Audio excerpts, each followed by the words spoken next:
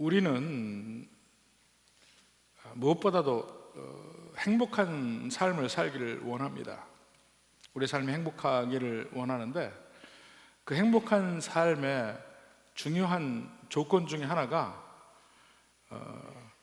우리 환경이 좀 평안했으면 좋겠습니다. 우리 환경이 우리가 바라는 사회, 우리가 바라는 공동체, 우리가 바라는 우리 주변의 모든 환경들이 되었으면 좋겠어요. 그래서 끊임없이 우리 인류의 역사가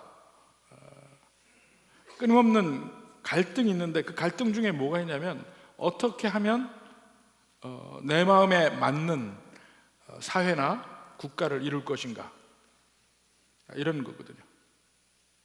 또 민주주의 국가에서도 끊임없이 우리 사회에 던져지는 화두가 뭐냐면 누가 가장 좋은 리더인가.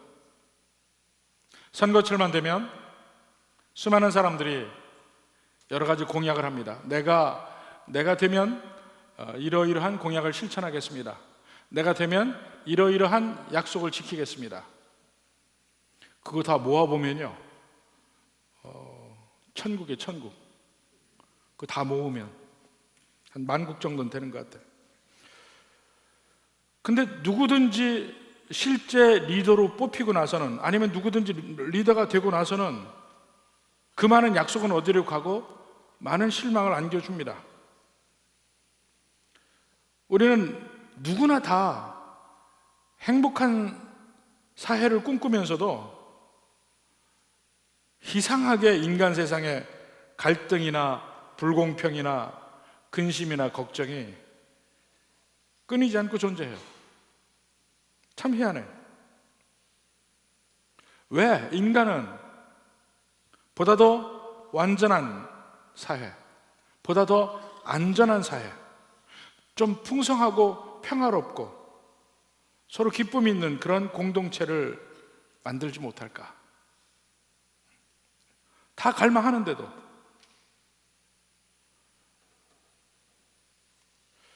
그 답은 바로 우리 인간에게 있습니다. 우리 인간이 선하지 않고, 인간이 지혜롭지도 않고 능력도 없습니다. 모든 어떤 인간의 모임이라 할지라도 그 밑바닥에 보면 인간의 그 악함이, 선하지 않음이 다 깔려 있어요. 자기중심적이고 이기적이고. 우리가 이 오해하게 되는 많은 이유가 상대편의 입장을 생각하지 않습니다. 항상 내 입장에서만 생각을 해. 그 내 입장에서만 생각하다 보면 거기서 이기적 마음이 생기고, 이기적 마음이 좀 더 발전하면 탐욕이 되고, 또 누군가의 탐욕이 엮어져서 누군가 불만스러운 사람이 생기고, 우리 인간 세상에서 자기의 교만을 드러내고 거짓되게 생활하고 부도덕한 삶을 살고 악하게 살고. 근데 모임이 클수록 이게 안 없어져요. 이건 교육을 해서도 안 되고 법으로 막아도 안 됩니다. 법으로 막아도 안 돼. 법으로 막아서 됐다면 진즉 로마의 그 잘 짜여진 법, 또 이 민주사회 또는 시민사회가 되면서부터 새롭게 만들어졌던 나폴레옹의 법, 이 현대 법의 출발점은 나폴레옹의 법입니다. 그런 법들이 있음에도 불구하고 인간 세상은 안 바뀌어요. 근본으로 우리 인간들이 이 하나님을 떠난 마음, 자기 중심의 마음, 이기적인 마음, 이 마음이기 때문에 어떤 인간의 그룹이라도 이런 문제가 있다는 것입니다. 또 하나는 우리는 지혜롭지가 못해요. 인간의 어리석음 때문에 얼마나 많은 실수를 하는지 모릅니다. 우리에게는 모든 문제들, 풀면은 좋을 것 같은데 안 풀려요. 안 풀리는 이유 중에 중요한 이유가 어리석어서 그래요. 충분히 모든 사항을 고려할 능력이 없어요.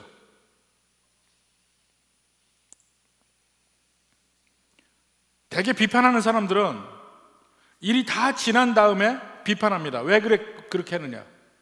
근데 뒤돌아서 보면요, 다 지혜롭게 얘기할 수 있어요. 그 전에 무엇이든지 의사 결정을 할 때 그때 모르니까 그렇지. 다 충분히 고려가 안 되니까 그렇죠. 꼭 비판하는 사람은 그때 왜 그걸 몰랐냐? 쥐가 해보라고 그래. 꼭 그렇거든요. 어떤 때는 선한 의도로 내린 결정도 나중에는 엄청나게 나쁜 결과를 초래하기도 해요. 무엇이든지 계획을 짤 때 보면 충분히 여러 가지 변수를 다 참작해야 되는데 그 중에 빠지는 것들이 있어요. 그 빠지는 것들이 작은 거면 괜찮은데 엄청나게 큰 것을 빠뜨릴 때도 있습니다. 최근에 들어서 가장 큰 과학자들의 실수는 가장 대표적인 것이 허블 망원경이에요. 허블 망원경, 천체 망원경. 우주에 띄워서 그 지구에서는 절대로 볼 수 없는 별이나 이것들을 관측하기 위해서 허블 망원경을 몇십 년에 걸쳐서 연구해서 띄워서 올렸습니다. 근데 보니까 이게 렌즈가 잘못 깎여진 거예요. 그래서 나중에 허블 망원경도 안경을 낍니다. 새로 보정하는 렌즈를 끼워서 제대로 이제 작동을 하지만 처음에는 그게 잘못된 걸 몰랐어요. 그렇게 완벽하게 계획했다고 하는 것도 안 됐었습니다. 이렇게 우리가 지혜롭지 못하기 때문에 여러 가지 문제를 야기하기도 해요. 또 하나는 인간이 너무나 파워가 없어요. 능력이 없어요. 연약해. 우리가 고치지 못하는 병들이 얼마나 많습니까? 지금도 원인을 알 수 없는 여러 가지 수많은 병들이 있어요. 못 고친다고요. 이 인간에게 있는 행복을 저해하는 수없이 많은 장애물들이 있는데 그걸 고칠 능력이 없습니다. 온갖 자연재해들 막기 위해서 노력을 하지만 항상 자연재해가 승리해. 모든 재난이 그렇죠. 모든 사고들, 자동차 운전하다 보면 사고가 나게 돼 있고, 이렇게 이러한 여러 가지 요인으로 말미암아 우리가 사는 삶 속에서 항상 스트레스를 쌓여야 하고 행복하지가 못해. 그러면서 항상 그 행복한 삶, 행복한 환경을 갈급해 합니다. 갈급해. 과연 어떻게 이런 사회를 얻을 수 있을 것인가? 사실 성경에 보면요, 바로 그러한 사회에 대해서 끊임없이 이야기를 하고 있습니다. 우리 주변이 완벽한 그 사회, 그 완벽한 사회에서는 인간의 지혜 없음도 이기고, 인간의 악함도 이기고, 인간의 연약함도 이기고 행복한 사회가 될 수 있다는 거예요. 네, 그것이 성경에서 말하는 하나님의 나라라는 개념입니다. 우리가 인간이 지배하는 사회 말고 하나님의 나라에서 하나님이 왕 되시고 아니면 하나님이 지목한 사람이 왕이 되어서 다스릴 때 비로소 그 나라가 우리가 지향하던 바로 그 행복한 사회, 그것을 이룰 것이다, 그겁니다. 그래서 성경에서는 끊임없이 하나님의 나라에 대해서 이야기를 합니다. 거기에서는 인간의 이러한 모든 부족한 면, 악한 면 다 채워주겠다는 거예요. 오직 하나님의 나라만이 이 모든 문제를 해결할 수 있다는 겁니다.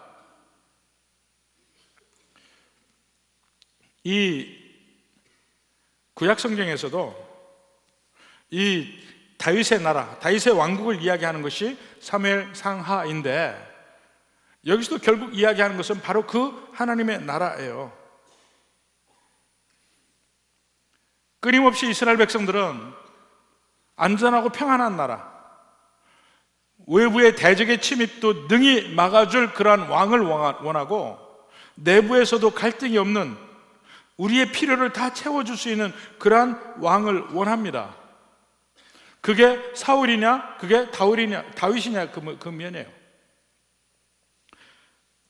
다윗이야말로 바로 하나님께서 세운 하나님 나라의 왕이라는 겁니다. 물론 다윗은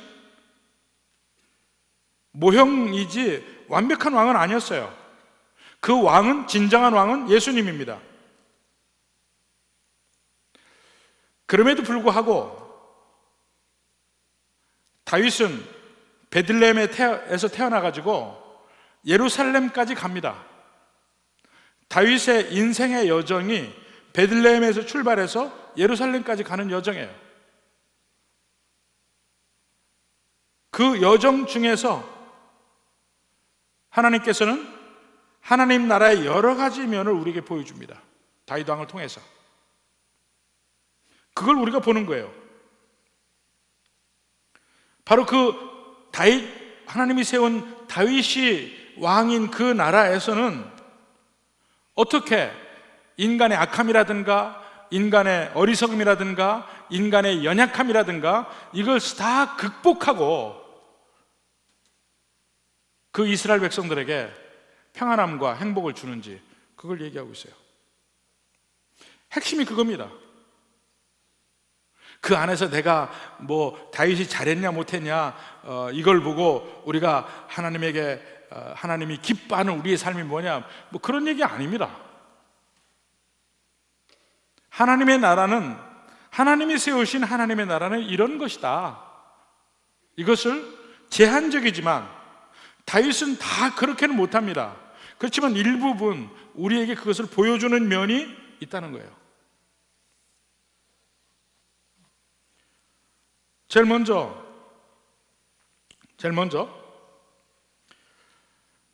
다윗이 나타나는 게 언제 나타납니까? 블레셋이 이스라엘을 쳐들어오고 그 중에 장군이 골리앗이 나옵니다. 하나님의 백성들을 대적하는 사람들이 나왔어요. 그들은 하나님의 백성들을 무찌르고 무너뜨리려고 나왔습니다. 근데 그 골리앗보다 훨씬 작고 연약하고 보잘것없는 다윗이 승리해요. 그리고 블레셋이 도망합니다. 이 다윗의 연약함 때문에 더 돋보이는 것은 뭐냐면 하나님이 하셨다는 거. 하나님이 다윗을 통해서 기적적인 방법으로 골리앗을 이겼다는 거예요. 그리고 끊임없이 그 뒤에도 하나님께서 하신다는 사실을 보여줍니다. 이것이 제일 먼저 이 사무엘 상하의 모든 그 톤을, 이 이야기의 색깔을 미리 보여주는 게 뭐냐면 한나의 기도입니다. 한나의 기도. 한나의 기도가 끊임없이, 한나의 기도를 보면 아, 이게 일이 이렇게 되는 거구나 하는 것을 알 수가 있어요. 언제든지 한나의 기도로 다시 돌아오는데, 한번 봅시다. 사무엘상 2장 4절 봅시다. 2장 4절에 뭐라 했습니까? 용사의 활은 꺾이고 넘어진 자는 힘으로 띠를 띠도다. 사무엘 상하에 계속해서 나오는 이야기에 이 면이 있어요.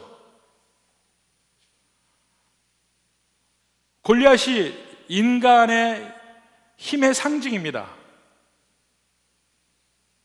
근데 연약한 다윗을 통해서 골리앗을 넘어뜨리거든요. 사울이 인간의 힘의 상징이에요. 키도 엄청 컸고 모든 사람이 볼 때 그는 장군감이야. 근데 그는 전쟁 중에 죽습니다. 이 인간의 강함과 연약함은 아무런 의미가 없어요. 아무런 의미가 없다는 거야. 우리는 자꾸 인간의 강함을 따져요. 근데 인간의 강함, 연약함 아무런 의미가 없어요. 하나님이 하셔요. 그러면 누가 이기느냐? 하나님이 택한 자가 이깁니다. 무조건 강하냐 약하냐가 아니고 하나님이 택한 자가 이겨요. 다윗이 왜 이겼느냐? 다윗이 물팔매질을 잘해서? 아니에요. 하나님이 택한 자이기 때문에 이기는 거예요.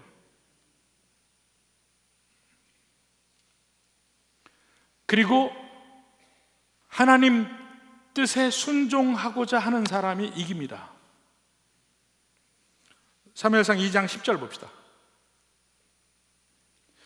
한나의 기도에 나와요. 여호와를 대적하는 자는 산산이 깨질 것이라. 사무엘 상하 전체가 이걸 증명하고 있어요. 여호와를 대적하는 자는 산산이 깨집니다. 그 제일 먼저가 엘리였고, 홈리와 그 아들 홈리와 비느하스였고, 그리고 골리앗이었고, 사울이었고, 모두 다 여호와를 대적하는 자입니다. 가장 최근에는 아브넬까지도 얘기할 수 있어요. 산산이 깨집니다. 여호와를 대적하는 자들. 이미 한나의 기도 속에서 사무엘 상하에서 나타날 일이 이미 예견되어 있습니다. 하나님이 그렇게 하실 거라고. 그리고 그 일이 되어지는 것을 이렇게 풀어서 설명하는 것이 사무엘 상하예요. 자, 드디어 이제 사울의 시대가 됐습니다. 다윗이 사울에게 그토록 고통을 당하면서도 다윗은 죄에서 멀어져 있고 자기의 하나님 앞에서 의로움과 성실함을 끝까지 지킵니다. 분명히 하나님께서 다윗을 세우시고 다윗에게 다음 왕권을 주리라고 약속을 했잖아요. 그 약속을 믿고 살아가는데 사울의 왕권을 폭력적으로 다윗이 힘으로 빼앗기를 거부합니다. 그것은 하나님의 뜻이 아니라는 거예요.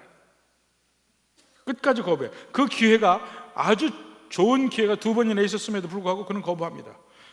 오직 하나님께서 자기에게 주실 그 날을 기다립니다. 사울은 하나님의 뜻을 거역하고 다윗을 죽이려고 온갖 노력을 다합니다. 그에게 아까 읽은 사무엘상 2장 10절의 말씀이 그냥 적용되죠.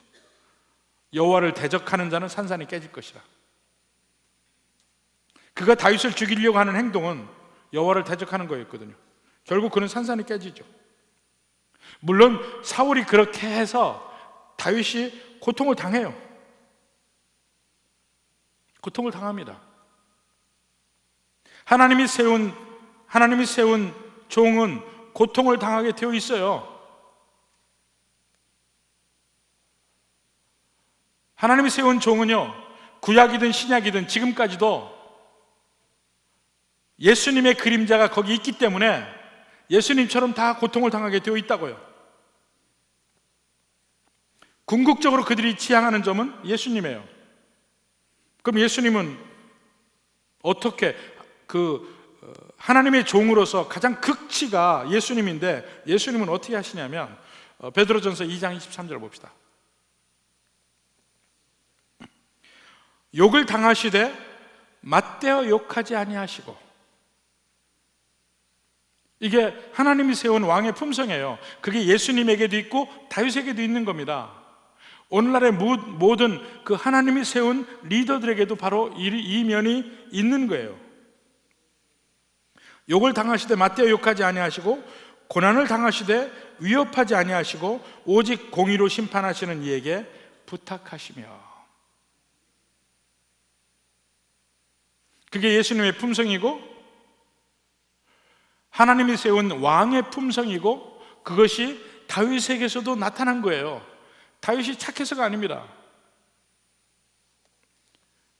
다윗은 하나님의 그 뜻을 믿은 거지 다윗 자체가 본질적으로 착한 게 아니라 이겁니다. 하나님을 믿은 거죠. 하나님을 의지한 거죠. 그러니까 자기 뜻대로 안 하는 것입니다. 아말렉 청년이 사울의 머리를 가지고 와서 자랑스럽게 이야기를 할 때에도 오히려 다윗이 그를 죽이고 사울의 죽음을 애도합니다. 왜냐하면 사울도 하나님이 세운 사람이었기 때문에. 철저하게 하나님 중심으로 다윗이 보고 있어요. 헤브론에 있을 때 유다 지파는 자기를 왕으로 인정했는데, 모든 사람이 다 알아요. 이스라엘 백성들 다 유다 지파는 인정했는데 북쪽에서는 인정하지 않았죠. 그럼에도 불구하고 다윗은 사울에게 충성하는 사람들에게 은혜를 베풉니다. 마하나임 사람에게, 길르앗 야베스 사람들에게 은혜를 베풀어요. 그게 하나님이 세운 종, 하나님이 세운 그 왕의 품성이라 이겁니다. 바로 자기를 거역하는 북쪽 이스라엘의 그 실질적인 리더, 장군인 아브넬, 그가 다윗을 만나러 왔을 때도 그는 화평하게 보냅니다.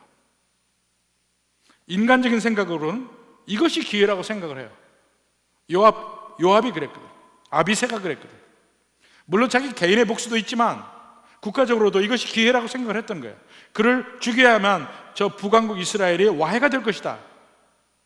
그게 오늘날에도 통용되는 생각입니다.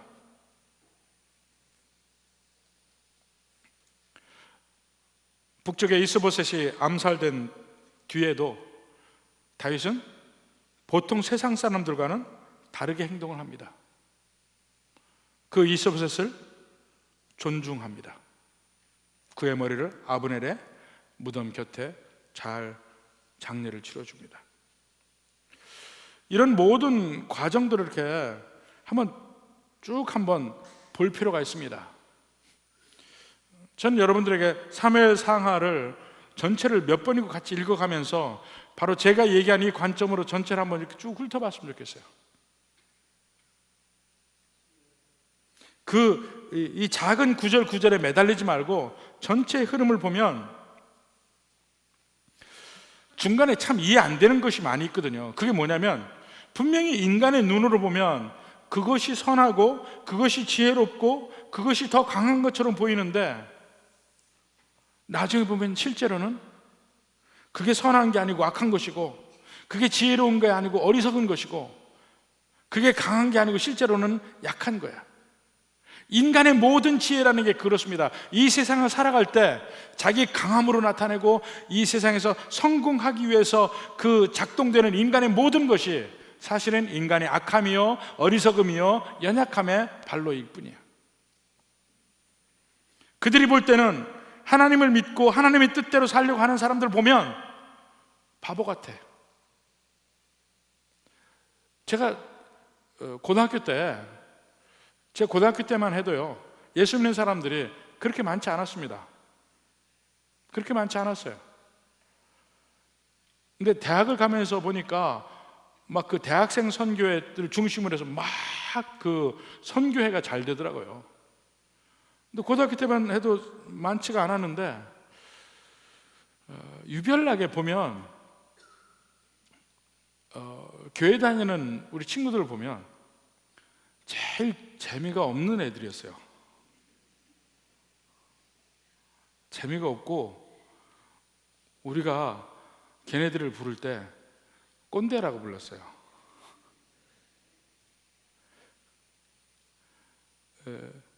대학을 가서도 내가 한 친구에게 부탁을 들어준 일이 있습니다. 그러니까 그 친구가 고맙다고 뭐 대접을 하겠다고 해서 그 대접을 받았는데 밥을 사주더라고요. 우리는 친구들끼리 그때 생각하면 대접을 하면 술을 사주는 거지 밥을 사주는 일은 없었습니다. 근데 밥을 사주더라고요. 그게 너무 이상했어요. 제가 그 술 잘 먹진 않았습니다. 근데 그 분위기를 취해서 그 친구들하고 어울리는 게 항상 그런 자리였으니까. 근데 이 친구가 밥을 사주는데 진짜 어색하더라고. 그런 기분이었어요. 그러니까 아마도 지금도 세상 사람들이 예수 믿는 사람들을 볼 때는 좀 답답해 보이고 지혜도 없는 것 같고 또 약해 보이고, 제 교회 이렇게 쭉, 저는 교회 매일 서너 번씩 교회 주변 다 돕니다. 매일. 근데 가끔씩 제가 마음에 분노를 느낄 때가 있어요. 왜냐하면 교회 주변 사람들이 교회는 자기네가 먹다 남긴 떡으로 생각해. 교회는 무조건 자기들한테 양보해야 되고, 교회는 무조건 손해봐야 되고, 교회라면 자기들이 마음대로 밟아도 된다고 생각을 해요. 그런 거가 가끔씩은 저를 분노하게 만듭니다. 아니, 자기네가 우리 교회를 세우는데, 우리가 땅 사는데 한 푼이라도 낸 적 있어요? 왜 자기들이 주인인 것처럼 사용하는지 모르겠어요. 주인은 여기 있는데. 얘기하다가도 예수 믿는 사람이면 더 얕보고요, 더군다나 목사라면 더 얕봐. 참 신기해. 그러니까 제가 나가서 모르는 사람하고 대할 때 이 목사라는 걸 알면 더 조신하고 잘해주는 사람이 있고, 그 사람 필경은 예수 믿는 사람이에요. 더 우습게 보는 사람은 분명히 그 사람은 지옥 갈 사람이에요.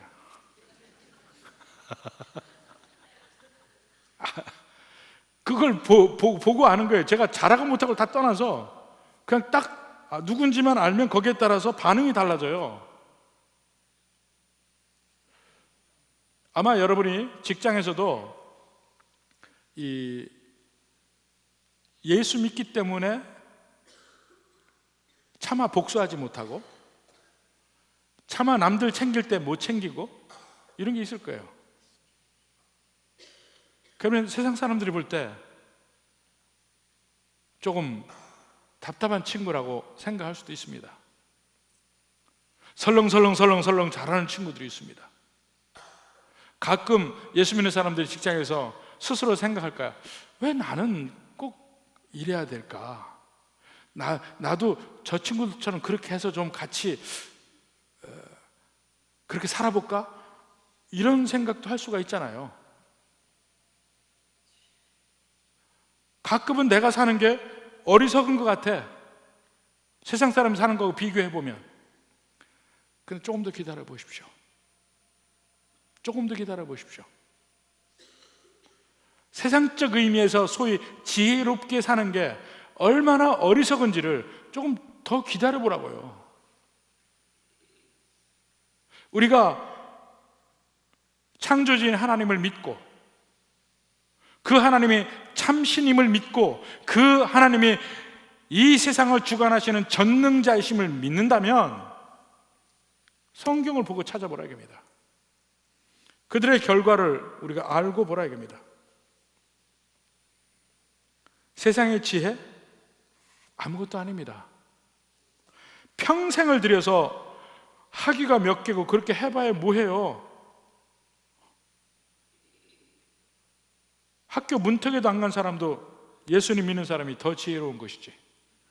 진짜 죽음 뒤 영원한 삶을 준비한 사람들이 있는데, 그 사람들은 이 박사 몇 개 가진 거 해봐야 이 세상에서 존경받을 수 있죠, 잘 살 수 있죠. 그러나 그들의 결국은 뭡니까? 죽어서 지옥이야. 그게 지혜로운 삶이에요?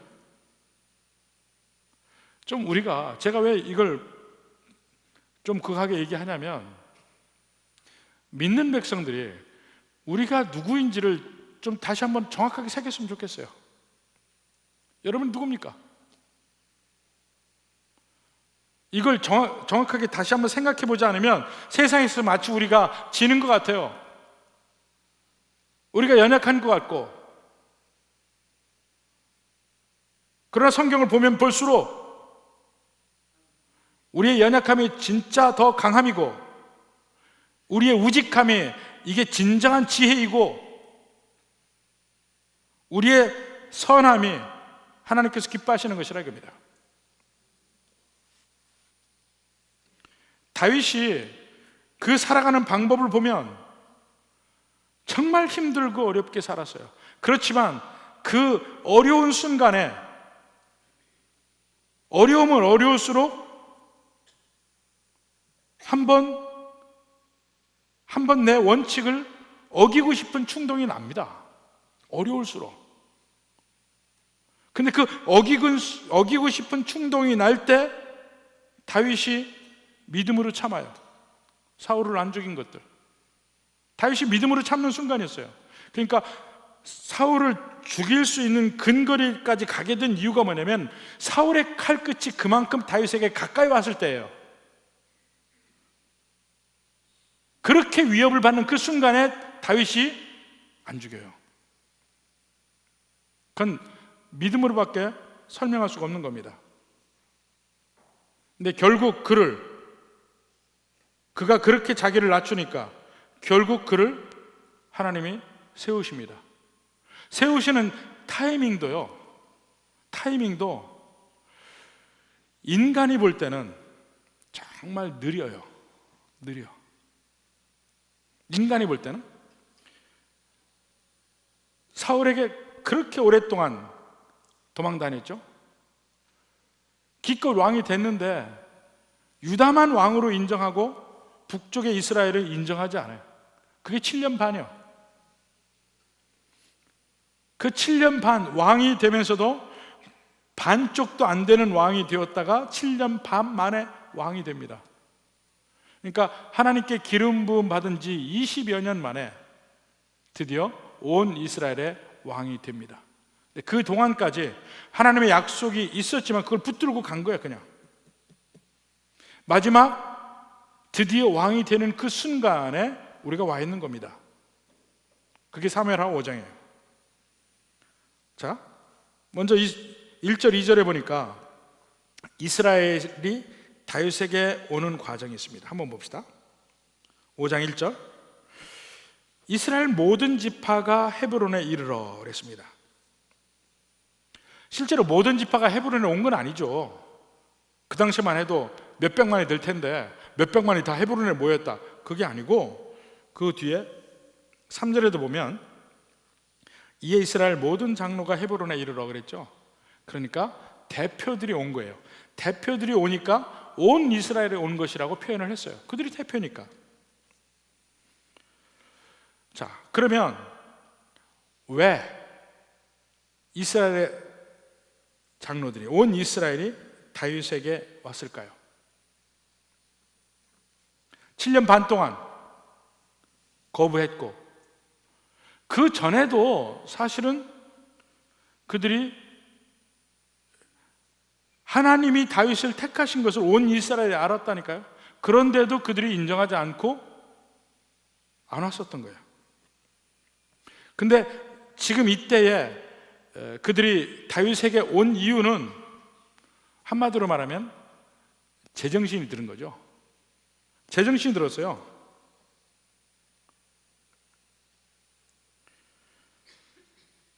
처음부터 이 사울이 죽은 뒤에 다른 왕을 세우는 건 정말 그들에게 어리석은 일이었습니다. 아브넬이나 그 북쪽의 이스라엘 백성들이나 그 진즉 알았어야 돼요. 하나님은 다윗을 택했다, 그걸 다 알고 있었는데 그들은 그걸 거부했습니다. 인정하지 않고 살았어요. 유다만 인정했어요.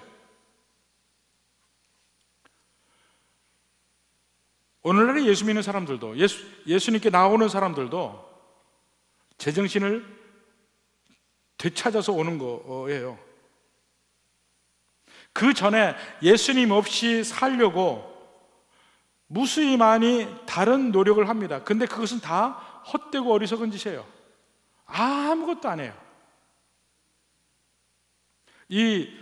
우리의 삶에서 이게 귀하다, 이건 버려도 된다, 이것은 귀하게 꼭 잡아야 된다, 이런 것들이 나중에 우리의 삶이 변화되고 보면요, 내가 값을 매긴 것들이 얼마나 빨리 바뀌는지 생각 봐야 됩니다. 저도 옛날에는 그 우표 수집도 많이 했었어요. 우표. 옛날에 그거 참 많이 했습니다. 그래서 그 우표를 수집을 하는데 그 제일 귀한 게 그 외국 우표는 이 외국 우체국에 소인이 찍힌 거, 그냥 새 우표 말고 소인이 찍힌 우표가 진짜 귀한 거예요. 그런 거를 이제 모으는데, 그리고 소인이 찍힌 것도 옛날에 이 프랑스 같은 데서는 그 명화를 우표로 만든 적이 있습니다. 근데 그게 이제 세트로 있어야 돼. 세트로 다. 그러면 그걸 세트를 모으려고 온 곳에 다니면서 우표를 모았어요. 마치 그게 내 삶 전체의 목표인 것처럼 우표만 뒤지고 다녔어요. 근데 그 뒤에 다른 데 꽂히고 나니까 우표 아무것도 아니야. 아무것도 아니야. 산 것만큼 값도 못 받아. 나중에 보니까 그냥 없어지고. 막 귀하게 생각한 거예요. 조금만 지나가 봐요. 그게 바뀌어요. 제가 그걸 제일 많이 느꼈던 게 언제냐면, 하나님 부르심 받고 가기 직전에 제가 미국에서 경영대학원을 다니고 석사를 하고 박사과정을 할 때 제가 조교 생활을 했습니다. 조교 생활을 하는 것은 이제 학생들을 가르치기도 하고 이제 리서치도 하고 하는데, 저는 가르치는 일도 했기 때문에 제 방이 있었습니다. 방이 널찍하게 그래도 방을 잘 차지해서, 그때는 뭐 컴퓨터도 막 나올 때니까 논문을 쓰려면요 전 세계에 내가 생각하는 주제의 논문을 쫙 모아놔야 돼요. 근데 그거를 뭐 어느 대학 도서관에 연락을 해서 그걸 복사를 하든지 뭐 하든지 그걸 차곡차곡 모아놔야 그걸 가지고 박사학위 논문을 쓰는 거예요. 많이 모아놨습니다. 제가. 전부 쭉 그 논문들, 여러 그 논문들을 각 여러 그 저널이라고 합니다. 학술지를 저널이라고 그래요. 1년에 한 번 또는 1년에 4번 이렇게 나오는 저널들이 있습니다. 여기에서 내게 필요한 논문들을 다 일일이 어디든지 복사를 하고 필요한 도서관에 가고 해서 모아놔야 돼요. 그게 이 박사과정 공부하는 학생들에게는 보물입니다. 보물. 그 얼마만큼 모아놓냐에 따라서 논문의 질이 결정이 나니까 상당히 많이 모았어요. 근데 딱 신학교 가기로 결정을 하고 나서 가기 전에 사무실에 이렇게 앉아서 책꽂이에 그것들이 있는 걸 보니까 나한테 아무런 의미가 없는 거야. 종이짝이야, 종이짝. 저게 나한테 무슨 의미가 있을까? 근데 한참 그 공부할 때는 그게 얼마나 이게 많이 있으면 그 다른 학생들에게도 자랑거리야. 뭐 하나 빌려주는 거 잘 안 빌려줘요. 한 번씩 빌려주면 되게 감사하게 생각해야 돼. 그만큼 귀한 것들이야. 근데 딱 가기로 하고 나서 며칠 안에 그 논문들 다 없어졌어요. 이 사람 저람 다 가져가가지고. 근데 아깝지가 않아. 나한테 뭐가 필요해? 나는 전혀 다른 길을 갈 사람인데. 인생이 귀하다고 느끼는 것들도 인생 안에서도 수시로 바뀌어요. 그 값어치가. 예수 믿지 않는 사람들은 정신이 나간 사람들이, 한마디로 진리를 모르니까 정신없는 사람들이에요. 여러분들은 제정신을 차린 사람들이고, 뭐가 진짜 귀한지 뭐가 버려도 되는 건지 모르잖아.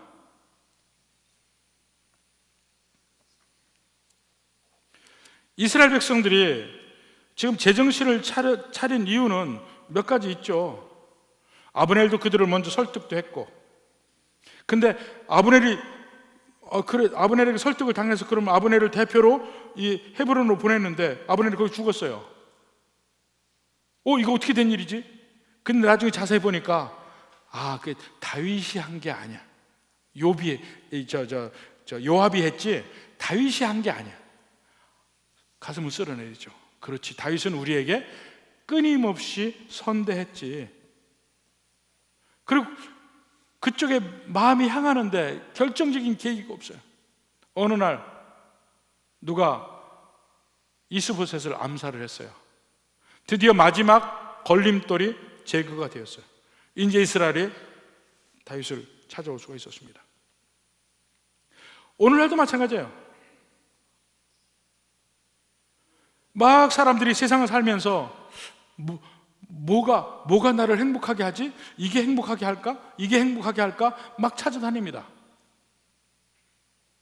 돈을 찾기도 하고, 어떤 권력을 찾기도 하고, 명예를 찾기도 하고, 인기를 찾기도 하고, 친구를 찾기도 하고. 젊은 사람들이 이 친구 하면 뭐 목숨보다 중요해요. 그러다가 복음을 듣고 제정신이 돌아오죠. 돈보다, 명예보다, 권력보다, 친구보다 더 중요한 게 예수님입니다. 이걸 비로소 안 거죠. 이스라엘 백성들이 우리에게 정말 필요한 것은 다윗 왕이다, 이래서 온 거잖아요. 그 전에는 사울에게 의탁했다가 이스보셋에게 의탁했다가 왕이 없을 때도 다윗에게 가기 싫어 끝까지 자기들 위치를 지키고 있었어요. 안 가고. 근데 결국 마지막에는 다윗에게 가잖아요. 우리의 인생도 마찬가지인 것 같아요. 많은 사람들이 다른 것에서 해결책을 찾으려고 그래요. 수많은 변명거리가 있죠. 근데 결국 제정신을 차릴 때는 예수님께 올 때입니다. 부디 우리 믿는 사람들이 내가 예수님 믿는다는 그 일에 대해서 자부심을 가졌으면 좋겠어요. 세상 누가 나를 예수 믿는 사람이라고 해서 돌려놓고 우스개로 만들고 하더라도 나는 예수 믿는 사람으로서 좀 담대하게 자부심을 가졌으면 좋겠어요. 어디를 가도 예수 믿는 사람들이 대부분의 경우는 소수입니다. 다수가 안 믿는 사람들이에요. 그렇지만 그 가운데에서 절대로 그들에게 기죽지 마요. 기죽지 않을 이유가 우리에게 있지 않습니까? 우리가 제정신을 차린 사람이고 그 사람들은 제정신이 아니라니까. 그걸 좀 확실하게 했으면 좋겠습니다. 그들이 다윗 왕에게 나와서 제일 먼저 한 말, 여기까지만 봅시다. 1절 후반부에 뭐라 합니까? 보소서 우리는 다윗의 한 고륙이니이다. 그들은요, 다윗과의 관계가 형제라고 이야기하는 거예요. 가족이라고 이야기하는 거예요. 근데 이게 의미가 있습니다. 이스라엘의 왕이 되려면 반드시 이스라엘 사람이어야만 해요. 그들의 형제여야만 해요. 신명기 17장 15절 봅시다. 반드시 내 하나님 여호와께서 택하신 자를 내 위에 왕으로 세울 것이며. 신명기 17장 15절. 네. 택하신 자를 내 위에 왕으로 세울 것이며 내 위에 왕을 세우려면 그 다음에 뭡니까? 내 형제 중에서 한 사람을 할 것이요. 내 형제 중에서. 형제여야만 해요. 근데 그들은 다윗이 자기의 형제라는 걸 인정하고 있습니다.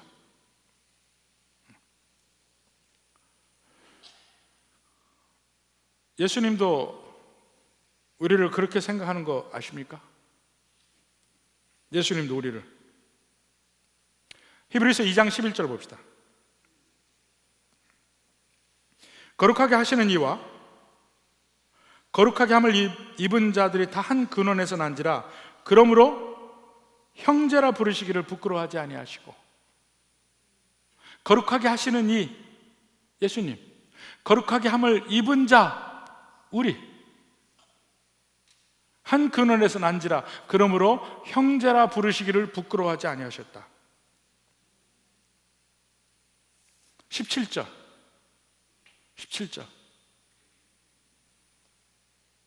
그러므로 그가 범사에 형제들과 같이 되심이 마땅하도다. 예수님이 형제들과 같이 되었어요. 그래서 형제가 되어서 대제사장이 되고 우리 죄를 속량하는 겁니다. 예수님이 인간으로 오실 때 이방인이나 우리의 대적으로 오신 것이 아니고 우리의 형제로 오셨다. 우리의 왕이 되실 분으로 형제로 오셨다.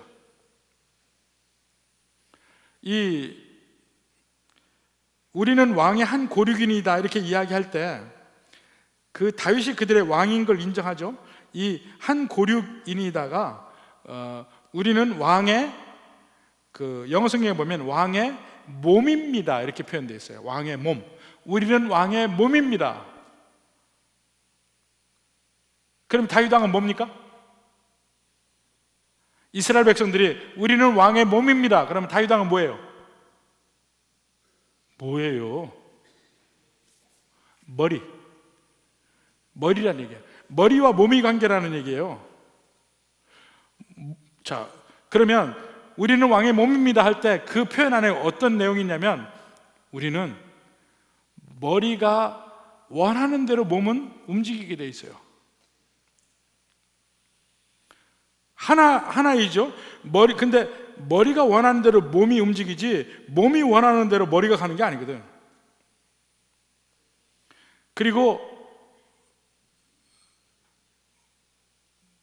머리를 철저하게 신뢰하고 의지하게 된다는 거예요. 왜냐하면 몸의 운명은 머리에게 달려있다. 그런 겁니다. 그런 식으로 철저하게 다윗 왕에게 자기들을 복종시키고 의지하고 살려달라고 해요. 왕만이 우리를 살릴 수 있습니다. 왕만이 우리의 필요한 걸 다 채울 수 있습니다. 바로 그 말이에요.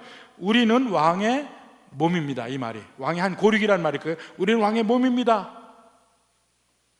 왕만이 우리의 필요를 채우고. 근데 언제 그 필요의 채움을 다 입느냐? 몸이 철저하게 머리에게 붙어 있을 때 그렇습니다. 바로 요한복음 15장에 나는 포도나무요 너희는 가지이다 하는 말과 같은 말이에요. 가지는요 포도나무에 붙어 있을 때 살아있는 거예요. 포도나무에 붙어 있을 때 열매도 맺고 비로소 의미가 있는 거예요.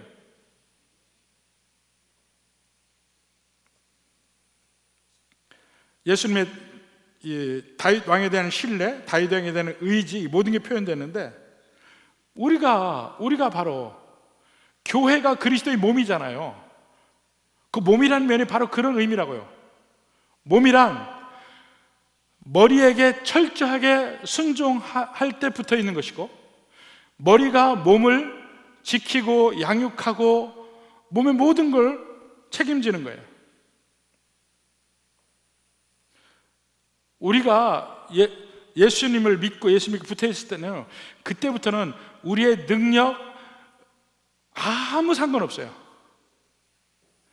그러니까 우리끼리 서로 내가 더 능력이 많은 애, 내가 더 돈이 많은 애 아무 소용이 없는 거야. 아무것도 아니에요. 우리의 행불행은 내가 잘하고 못하고의 결정나는 게 아니고 내가 뭔가 많이 가지고 적게 가지고 그런 것으로 결정나는 것이 아니고 우리의 행불행은 내가 예수님께 달려있느냐, 내가 예수님께 순종하느냐, 내가 예수님 안에 있느냐, 거기에 따라서 우리의 행불행이 결정이 나지 우리의 능력에 따라 결정나는 것도 아니고 우리의 재산이 많고 적음에 따라 결정나는 것도 아니고 우리의 다른 이 세상의 어떤 차이로도 결정나는 게 아닙니다. 근데 우리는 언제나 그걸 보고 따져요. 너 나보다 못생겼잖아. 그거요, 제가 지금 말로 해서 그렇지 속으로 생각 안 하는 사람이 없어요. 생각 안 하는 사람이 없다니까요. 너 나보다 못생겼잖아. 너 나보다 이랬잖아 저랬잖아. 그게 아무런 의미가 없는 겁니다. 우리에게 유일하게 의미 있는 건 뭐예요? 내 예수님을 진짜 믿느냐 안 믿느냐, 예수님 뜻대로 사느냐, 내게 내 삶에 예수님이 있느냐 없느냐, 그게 우리의 행불행을 결정하고 우리의 미래를 결정하고 우리의 생명을 결정하고 우리의 모든 걸 결정합니다. 이스라엘 백성들이 다윗에게 온 이유가 오직 그거야. 그들의 잘남, 그들의 못남 적혀 있지도 않아요.